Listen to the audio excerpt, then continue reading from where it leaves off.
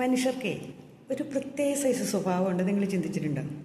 ഇല്ലെന്ന് പറയാൻ അവർക്ക് എളുപ്പമാണ്, ഇല്ലാത്ത സ്നേഹം ഉണ്ടെന്ന് കാണിക്കാനും അവർക്ക് നല്ല വശമാണ്.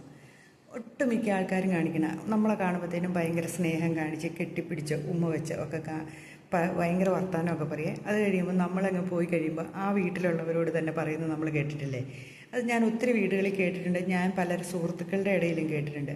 ഓ വേണാവേ നമ്മുടെ വീട്ടിൽ വന്നിട്ട് ഭയങ്കര ഞാൻ നന്നായിട്ട് അവനെ ട്രീറ്റ് ചെയ്താട്ടോ വിട്ടെ, പക്ഷെ ഒരുതരം സ്വഭാവം അവൻ്റെ അതെനിക്കത്ര പിടിക്കുന്നില്ല, ഇങ്ങനെയൊക്കെ പറയുന്നവരൊക്കെ നമ്മൾ കാണാറുണ്ട്. അതേപോലെ ഇല്ല, ഓ എൻ്റെ കയ്യിലില്ല കേട്ടോ, എനിക്ക് എവിടെ നിന്നാടാവേ ഒരു പൈസ പോലും ഇരിപ്പില്ല, ഇങ്ങനെയൊക്കെ പറയും. എന്തെങ്കിലും അത്യാവശ്യത്തിനൊക്കെ ചോദിക്കുമ്പോൾ മിക്കവർക്കും തന്നെ സംഭവിക്കുന്നതൊക്കെ അനുഭവിച്ചിട്ടുള്ളതും ആയിരിക്കാം.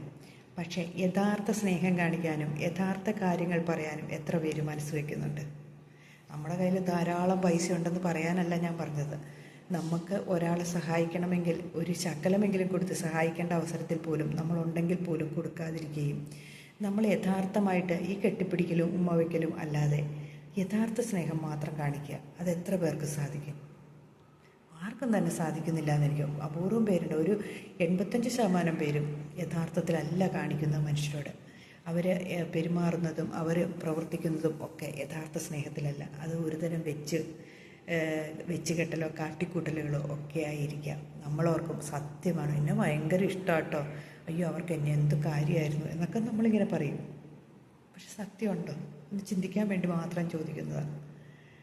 സത്യമുണ്ടെന്ന് എനിക്ക് തോന്നാറില്ല. എല്ലാവരും തന്നെ അവരോട് എന്തെങ്കിലും കാര്യങ്ങൾക്ക് ചെല്ലുവാണെങ്കിൽ, ഇപ്പോൾ എനിക്കൊരു സാധനം ഒരാൾ തരാമെന്ന് പറഞ്ഞാൽ ഞാൻ അവരോട് ഭയങ്കരമായിട്ട് സ്നേഹം കാണിക്കും, ഇല്ലേ?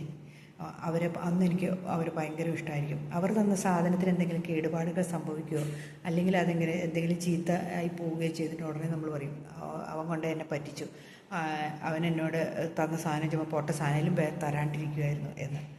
ഇലക്ട്രോണിക്സ് ഉപകരണങ്ങളാണെങ്കിൽ പോലും എന്ത് സാധനമാണെങ്കിൽ പോലും നമുക്ക് ഒരാൾ തന്നു കഴിഞ്ഞിട്ടുണ്ടെങ്കിൽ പിന്നെ നമ്മളവരെ കുറ്റം പറയേണ്ട കാര്യമില്ല, അതിന് കേടുപാടുകൾ സംഭവിക്കാം.